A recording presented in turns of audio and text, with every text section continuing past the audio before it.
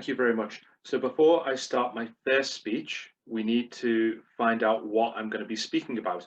So I'm going to ask if your first name begins with the letters somewhere between A and L. Can you please send me a question or a topic in the chat?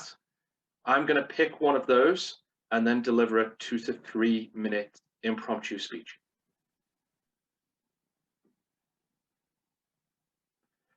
Thank you very much. Thank you, Carson. I'm going to do a speech on what is my greatest memory.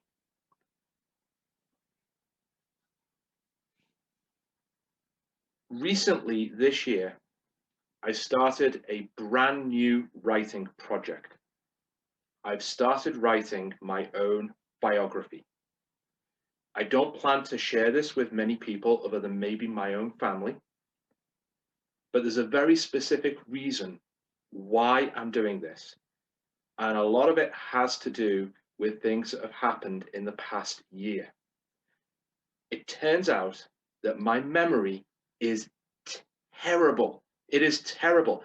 And I will talk with my brothers and I'll tell them stories and they will say, that is not what happened.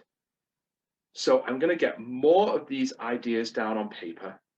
I'm going to share them with my family and I'm going to invite them to do the book equivalent of heckling. So even within the context of the book, I'm going to tell the stories and then they're going to include their corrections of what actually happened. I'll give you another example of how my memory has let me down. There was an evening that I was spending time with my wife and some friends. And my wife is incredible. And I wanted to make this point to my friends. So what I did was I told a story that I thought illustrated exactly how amazing my wife is. I could have picked any story. There's so many I could have chosen from, but I picked a story that was 2 decades old that I thought really illustrated her kindness. And I told this story and it had exactly the impact that I thought it would. My friends were convinced that my wife was indeed incredibly kind. And then after my friends had left, my wife pulled me to one side and said, that was a lovely story you told me, but just so you know, that wasn't me. And so of all the stories I could have picked that really emphasized how amazing she is, I picked a story that wasn't about her. So it is very important that I get all of these ideas on paper, write them down before my memory gets even worse, because that kind of mistake can get you in a lot of trouble. I would like to encourage you all to get your own ideas on paper before you make the same kind of mistake as me. Thank you very much. For my second speech tonight, I would like to ask you if your first name begins with a letter between M and Z.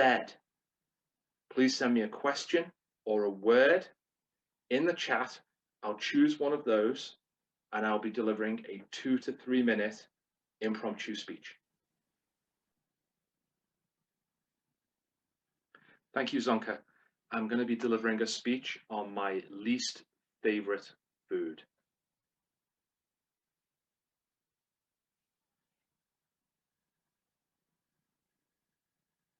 I have a memory. It's a very clear memory. This one is not wrong. There are witnesses. It was a Christmas dinner many, many years ago. I was very young.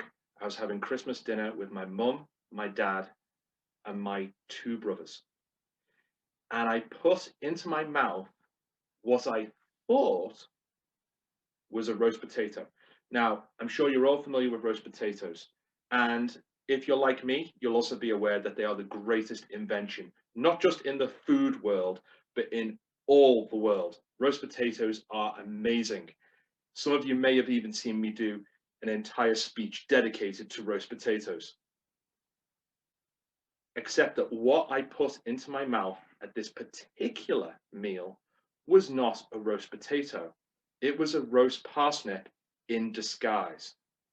It's a very different taste in that roast potatoes are delicious and roast parsnips are evil and should be illegal. Very, very different experiences. I don't want to go into too much detail, but vomiting may have been involved. And from this day forward, I have hated roast parsnips with a passion. There is very few things, even outside of food, that I hate as much as roast parsnips, because not only are they evil and should be illegal, but they have the temerity to impersonate roast potatoes. If you're going to be disgusting, look disgusting so that people know it's coming. If you look like something delicious, it's false advertising. It's just wrong. Should not be allowed. So I, if I were Prime Minister, would introduce Canada's first anti-roast parsnip legislation. They are my least favorite food. I avoid them if I can, and I can. And I am very unhappy with their likeness to roast potatoes. Thank you very much.